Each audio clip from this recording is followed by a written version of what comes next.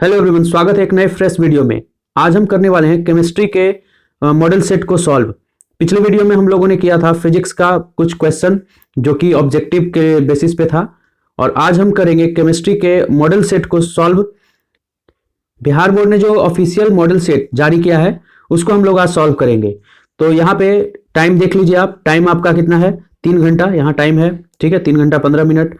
Question जो होगा 70, 20 और 6, मतलब 70 ऑब्जेक्टिव होगा, 20 2 नंबर वाला क्वेश्चन और 6 क्वेश्चन आपका जो सब्जेक्टिव होता है वो होगा। तो फुल मार्क्स 70 है। तो ये जो क्वेश्चन है आज हम लोग सॉल्व करेंगे। बाकी इंस्ट्रक्शन आप यहाँ से पढ़ सकते हैं, ये सारा इंस्ट्रक्शन है, इंस्ट्रक्शन को आप पढ़ लीजिए। तो चलिए सॉल्व करते हैं एक एक करके क्वेश्चन को। सारा क्वेश्चन यहाँ पे आते जाएगा आपको पहले अपना क्वेश्चन पढ़ना है, हिंदी में भी है और इंग्लिश में भी है। ठीक है, तो उसको हम लोग सॉल्व करते हैं। और सिर्फ आपको पता होगा कि आपको सिर्फ और सिर्फ 35 क्वेश्चन को ही आंसर करना है। ठीक है, तो चलिए शुरू करते हैं। सबसे पहला क्वेश्चन, पहला जो क्वेश्चन है, फर्स्ट क्वेश्चन, वो है आपके स्क्रीन पे। निम्नलिखित में से अक्रिस्टलीय ठोस कौन है? अक्रिस्टलीय मतलब नॉन क्रिस्टलाइन कौन है यहाँ पे? ठीक है, तो नॉन क्रिस्टलाइन यहाँ देख लीजिए, non crystalline solid. Crystalline solid क्या होता है? जिसमें सब जगह अरेंजमेंट सेम सेम हो। और नॉन क्रिस्टलाइन क्या होगा? अरेंजमेंट जिसमें सेम ना हो। तो यहाँ पे अरेंजमेंट किसमें सेम नहीं होता है? तो 1 का ऑप्शन ग्रेफाइट नहीं होगा, कार्बन से बना हुआ है। यहाँ पे ये जो है फॉस्फोरस और ऑक्साइड का ये है कंपाउंड, और यहाँ पे फॉस्फोरस P4 है। तो इन सब में से ऑप्शन जो आएगा आपका प्लास्टिक आ जाएगा। ठीक है, प्लास्टिक आप लोगों ने पढ़ा भी होगा, प्लास्टिक जो है नॉन क्रिस्टलाइन होता है, रबर नॉन क्रिस्टलाइन होता है। आगे नेक्स्ट क्वेश्चन है हमारा सेकंड नंबर क्वेश्चन। पिंड आधारित पिंड केंद्र घनाकार इकाई सेल में परमाणुओं की संख्या होती है। The number of atom in a body centred unit cell. Body centre आपको पता है, बॉडी सेंटर क्या होता था? ये यूनिट सेल अगर बनाते हैं हम लोग, यहाँ यूनिट सेल है। ठीक है, तो यूनिट सेल में एक जो क्यूब होगा, सेल होगा, या एक एटम जो होगा वो सेंटर में होगा। बाकी सब सेंटर एटम कहाँ कहाँ होगा? कॉर्नर पे होगा। सारा जो एटम है वो कॉर्नर पे आपको दिख रहा है। तो 8 कॉर्नर पे होता है। ठीक है, 8 कॉर्नर पे, और एक कहाँ होगा? सेंटर पे। एक होगा आपका सेंटर पे। जो सेंटर पे एटम है, ये जो सेंटर पे एटम है यहाँ पे, इसका पूरा का पूरा पार्ट इस क्यूब के अंदर है, यूनिट सेल के अंदर है। लेकिन जो यहाँ कॉर्नर पे है उसका सिर्फ 1/8 पार्ट ही अंदर होगा। कहाँ होगा? उसका सिर्फ 1/8 पार्ट ही अंदर होगा। बाकी सारा पार्ट जो है 7/8 1 बाहर होगा। तो टोटल कितना हो गया? तो 1/8 इंटू 8 कॉर्नर पे एटम है, प्लस 1 एटम इसके सेंटर पे। तो 8 से 8 कैंसिल हुआ, तो 1 + 1 2। तो यहाँ पे जो आंसर होगा वो क्या होगा? आंसर आपका 2 का ए। ठीक है, आगे third number question number third देखिए। घनाकार क्रिस्टल में ब्रेवेट्स जालकों की संख्या होती है। ब्रेवेट्स जालकों की मतलब ब्रेवेइस लेटिस है ना। यहां देखिए क्वेश्चन इंग्लिश में भी क्वेश्चन है। तो ब्रेवेइस लेटिस जो होगा, ब्रेवेइस लेटिस, उसका कितना क्यूबिक क्रिस्टल प्रेजेंट होता है? तो आपको पता है कि 14 जो है वो इसका सही आंसर है। चलिए आगे देखते हैं फोर्थ नंबर क्वेश्चन। निम्नलिखित में से किस दोष के कारण क्रिस्टल के घनत्व में कमी आती है? घनत्व मतलब डेंसिटी में। यहां देखिए, which defect causes decrease in density of crystal. तो क्रिस्टल के डेंसिटी में किसके कारण कमी आती है? तो इसका आंसर क्या है फोर्थ का, बताइए। तो फोर्थ का आंसर यहां है B, Schottky defect. Schottky defect में क्या होता है कि डेंसिटी जो है घट जाता है, क्योंकि यहां से आयन लूज होता है। फ्रैंकल में नहीं होता है, इंटरस्टिशियल में तो खाली जगह में चला जाता है। और एफ सेंटर तो पता है कि जहां से इलेक्ट्रॉन जो है अपना डिस्प्लेसमेंट होता है वो एफ सेंटर है। तो चौथा का क्वेश्चन, फोर्थ क्वेश्चन का आंसर हो गया कौन सा? बी। चलिए आगे बढ़ते हैं फिफ्थ क्वेश्चन की तरफ। मोलरता को व्यक्त किया जाता है। Molarity is expressed as. Molarity किस में एक्सप्रेस किया जाता है? तो मोलरिटी आपको पता है, नाम मोलरिटी है, तो यहां से याद किए होंगे आप, लीटर है ना। आर दिख रहा है तो आर से लीटर, और मोल तो पता है आपको। तो यहां क्या दिख रहा है? मोल पर लीटर, मतलब 5 का जो आंसर है वो है ए। ठीक है, आगे नेक्स्ट क्वेश्चन है हमारा। यदि विलायक के 1000 ग्राम में ग्लूकोज का 18 ग्राम उपस्थित है तो घोल क्या कहा जाता है? 1000 ग्राम में 1000 ग्राम है यहाँ विलायक मतलब होता है जिसमें घोला जाता है, सॉल्वेंट उसको कह सकते हैं आप। तो एक यहाँ देखिए क्वेश्चन इंग्लिश में पढ़ लेते हैं। 18 ग्राम ग्लूकोज है ना, 18 ग्राम ग्लूकोज प्रेजेंट है 1000 ग्राम सॉल्वेंट में। 1000 ग्राम मतलब 1 केजी सॉल्वेंट हो गया आपका। निकालना क्या है? मोलरिटी। यहाँ मोलर है, देखिए मोलर ऑप्शन में मोलर है या मोलल है या मोलल है। तो आप देख लीजिए पहले कि मोलर निकलेगा या मोलल निकलेगा। तो आप देख रहे हैं कि यहाँ भी ग्राम में है, ग्लूकोज भी ग्राम में है, सॉल्वेंट भी ग्राम में है, मतलब दोनों मास है। तो मास के लिए क्या यूज होता है? मोलल। मास के लिए यूज होता है मोलल, मतलब आप निकालेंगे मोललिटी, है ना, मोललिटी निकलेगा यहाँ। तो मोललिटी का फॉर्मूला क्या है? Number of moles of solute, number of moles of solute divided by mass of solvent, divided by mass of solvent. तो मास ऑफ सॉल्वेंट कितना है? मास ऑफ सॉल्वेंट तो 1 हो गया। और नंबर ऑफ मोल्स कैसे निकलता है? तो गिवन वेट बाय एटॉमिक या मॉलिक्यूलर वेट, मॉलिक्यूल है तो यहाँ हो गया 18 और नीचे हो गया आपका C6H12O6 का 72 12 96, उसको ऐड कीजिएगा तो आ जाएगा आपका 180। एक तो खत्म हो गया और 18 से कितना बार में कटेगा ये? तो 0.0 बार में, है ना, 0.1 बार में, 0.1 बार में। इसका सही आंसर कौन हो गया? 0.1 मोल, मतलब 6 क्वेश्चन का बी आंसर सही हो गया, 6 का बी आंसर सही हो गया। चलिए अब 7 की तरफ बढ़ते हैं। किसी तनु घोल का, है ना, किसी तनु घोल का अनुसंख्य गुणधर्म निर्भर करता है, मतलब कॉलिगेटिव प्रॉपर्टी पूछा जा रहा है। डाइल्यूट सॉल्यूशन का किस पे डिपेंड करता है? तो आपको पता है कॉलिगेटिव प्रॉपर्टी का डेफिनेशन क्या होता है कि वैसा कोई प्रॉपर्टी जो नंबर ऑफ सॉल्यूट पे डिपेंड करे। कौन सा ऑप्शन सही होगा इसमें? एक बताइए 7 का।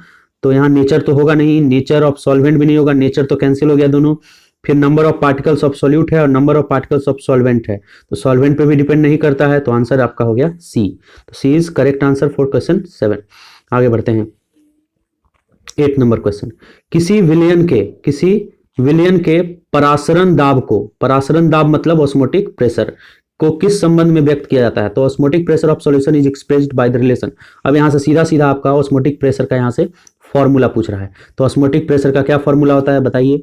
पाई is equal to C R T, pi is equal to C R T, है ना, pi is equal to C R T. T for temperature, R for real gas constant, और सी जो है यहाँ पे कंसंट्रेशन होता है। आप यहाँ एम भी यूज कर सकते थे लेकिन बुक में जो है सी यूज करता है, तो सी। और पाई का मतलब होता है ऑस्मोटिक प्रेशर। आपको ऑस्मोटिक प्रेशर का डेफिनेशन याद कर लेना है। तो आंसर क्या हो गया इसका? आंसर जो हो जाएगा वो हो जाएगा बी। तो 8 का आंसर हो गया B, pi is equal to C R T. C इधर जाकर मल्टीप्लाई हो जाएगा। चलिए 8 नंबर क्वेश्चन हो गया। अब 9 नंबर क्वेश्चन, क्वेश्चन नंबर 9।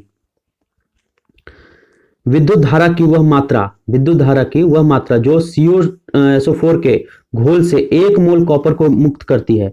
तो 1 मोल कॉपर को मुक्त करना है तो पहले हम इसको तोड़ लेते हैं। तो CuSO4 है आपके पास, CuSO4, इसको जब हम इलेक्ट्रोलाइज करेंगे तो यहाँ पे देना पड़ेगा Cu+2 मिलेगा और साथ में मिलेगा SO4 का -2, है ना।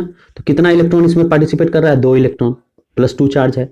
2 इलेक्ट्रॉन जब पार्टिसिपेट कर रहा है तो Q इज इक्वल टू, आप लोगों ने पढ़ा है, NF। फॉर्मूला होता है Q is equal to NF।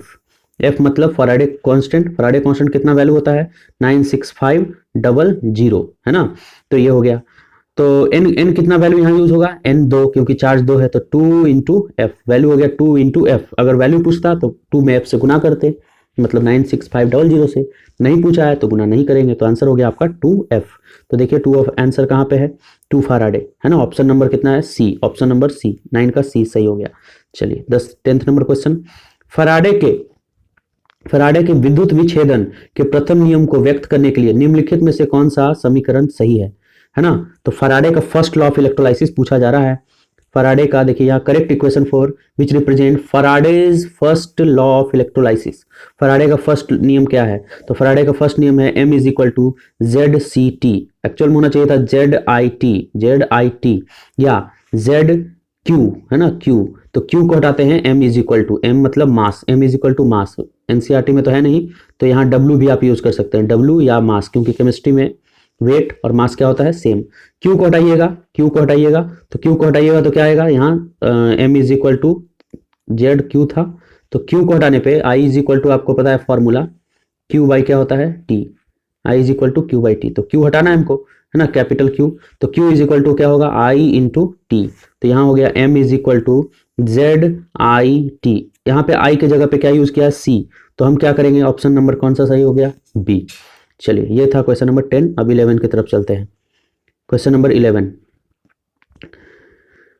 किसी भी विलयन की सांद्रता घटने के साथ निम्नलिखित में क्या परिवर्तन होता है? विलयन मतलब सॉल्वेंट, विलयन मतलब सॉल्वेंट। सॉल्वेंट का हम लोग क्या घटा रहे हैं? सांद्रता मतलब कंसंट्रेशन घटा रहे हैं। तो क्या चेंज होगा? तो देख लेते हैं ऑप्शन क्या है इसका, which of the following change takes place. तो ऑप्शन आपका है पहला कि मोलर कंडक्टेंस इंक्रीज, फिर मोलर कंडक्टेंस डिक्रीज, फिर no change in molar conductance decreases too much. अब आपको पता है मोलर कंडक्टेंस हम लोग पाई लिख के नीचे एम लगाते थे या पाई लिख के सी लगाते थे। हम पढ़े थे वहां कि पाई जैसे जैसे आप कंसंट्रेशन क्या करते जाइएगा, पानी का डाइल्यूट करते जाइएगा, है ना, पानी बढ़ते जाएगा मतलब डाइल्यूट हो रहा है, पतला हो रहा है, तो कंडक्टिविटी बढ़ता जाता था, मोलर कंडक्टेंस क्या होता था, बढ़ता जाता था, जिसपे जाके वो मैक्सिमम हो जाता था, रुक जाता था, स्टॉप हो जाता था, है ना, जिसपे जाके क्या हो जाता था, स्टॉप, उसको हम लोग बोलते थे लिमिटिंग वैल्यू, है ना, याद होगा आपको, limiting value of molar conductivity या मोलर कंडक्टेंस बोलते थे। ठीक है, उसके लिए यहाँ पे या तो जीरो यूज करते थे या फिर यहाँ पे इन्फिनिटी यूज करते थे, या तो जीरो या तो इन्फिनिटी। तो यहाँ क्या पढ़ रहे थे, मोलर कंडक्टेंस क्या होता था, बढ़ता था, और एक बार जाके कांस्टेंट। तो आंसर इसका कैसे हो गया सही, कौन सा, तो molar conductance increase, option number A. तो 11 का आंसर हो गया आपका ए। चलिए अब आते हैं क्वेश्चन नंबर 12 पे। क्वेश्चन नंबर 12 क्या कहता है, निम्नलिखित में कौन प्राथमिक सेल नहीं है। प्राथमिक मतलब प्राइमरी सेल कौन सा इसमें नहीं है। सेल दो तरह का होता है, एक प्राइमरी और एक सेकेंडरी। ऑप्शन बताइए इसमें कौन सा सही है। तो लेकलेंच आपको पता है ड्राई सेल को बोलते हैं, गैल्वेनिक सेल वही है, मरकरी सेल वही फर्स्ट मतलब प्राइमरी सेल का ही एग्जाम्पल है ना। तीनों पढ़ना है, ये तो तीनों आपको पढ़ना है। और जो सेकेंडरी सेल है जिसको हम बार बार चार्ज कर सकते हैं, सेकेंडरी मतलब सेकेंड टाइम भी यूज कर सकते हैं, प्राइमरी एक मतलब एक ही बार यूज कर सकते हैं, उसको बोलते हैं लीड एक्यूमुलेटर। आपको बुक में पढ़ेगा लीड स्टोरेज बैटरी के नाम से, तो यहाँ लीड एक्यूमुलेटर, एक्यूमुलेटर मतलब लीड को ये संचय करता है, जमा करता है। तो ये आंसर हो गया। तो आंसर क्या हो गया आपका डी, 12 का डी। चलिए क्वेश्चन नंबर 13 देखते हैं, निम्नलिखित में से कौन कारक अभिक्रिया दर को प्रभावित करता है। कौन सा ऐसा फैक्टर है जो अभिक्रिया दर मतलब रिएक्शन, रेट ऑफ रिएक्शन को ये प्रभावित करता है ना, ये क्वेश्चन है। तो रेट ऑफ रिएक्शन को जो प्रभावित करता है उसमें से ऑप्शन यहाँ दिया हुआ है टेम्परेचर, कंसंट्रेशन, प्रेशर और ऑल। तो हम जानते हैं कि प्रेशर पे भी डिपेंड करता है रिएक्शन, कंसंट्रेशन पे तो डिपेंड करता है, और टेम्परेचर का भी हम लोग पढ़े थे, है ना, आर्यनियस ये सब पढ़ चुके हैं, आर्यनियस वाला इक्वेशन। तो ये सब डिपेंड करता है। तो इसका मतलब आंसर क्या हो जाएगा इसका, ऑल ऑफ द एबव। तो 13 का आंसर हो गया ऑल ऑफ द एबव। चलिए क्वेश्चन नंबर 3, शून्य कोटि अभिक्रिया के लिए, शून्य कोटि मतलब जीरो ऑर्डर रिएक्शन के लिए वेग स्थिरांक की इकाई है। वेग स्थिरांक मतलब रेट कांस्टेंट, है ना, रेट कांस्टेंट का आपका इकाई पूछ रहा है, इकाई मतलब यूनिट पूछा जा रहा है रेट कांस्टेंट का। तो रेट कांस्टेंट का आपको जीरो ऑर्डर का पता है। पहले ये याद रखिए आपकी आपके पास जो इक्वेशन आता है ना, जनरल इक्वेशन, उस इक्वेशन को याद रखिए और उस इक्वेशन से आप निकाल सकते हैं। तो यहाँ इक्वेशन में से पुट करके आप बताइए जीरो ऑर्डर का रेट कांस्टेंट क्या होता है। तो 14 का हो गया आंसर आपका ए, मोल पर लीटर पर सेकेंड, मोल पर लीटर पर सेकेंड। अगर फर्स्ट ऑर्डर पूछता तो सिर्फ सेकेंड इनवर्स मतलब सेकेंड का पावर -1, और अगर सेकेंड ऑर्डर पूछता तो मोल का पावर -1 हो जाता, लीटर का पावर 1 हो जाता, और सेकेंड तो सेकेंड वही रहता। चलिए क्वेश्चन नंबर अब 15 देखते हैं, यदि कोई प्रथम कोटि की अभिक्रिया 32 मिनट में 75% पूरी जाती है ना, फर्स्ट ऑर्डर रिएक्शन है, 32 मिनट में 75% पूरा हो गया, तो 50% पूरा होने में कितना समय लगेगा। इंग्लिश में अगर 75% फर्स्ट ऑर्डर रिएक्शन कंप्लीट हो रहा है कितने देर में, 32 मिनट में, तो 50% कंप्लीट होने में क्या टाइम लगेगा।